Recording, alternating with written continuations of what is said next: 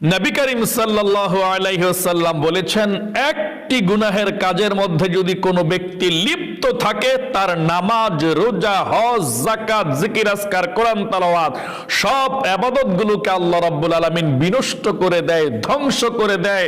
এই ইবাদতগুলো আর বাকি থাকলো না, কোনো সওয়াব আল্লাহর কাছে সে পাবে না। সাহাবাই কেরামরা এই কথা শোনার পর বলল, ইয়া রাসূলুল্লাহ, তাহলে সেই কঠিন গুনাহটা কি আমাদেরকে আপনি বলে দিন, সেটা কি জেনার গুনাহ?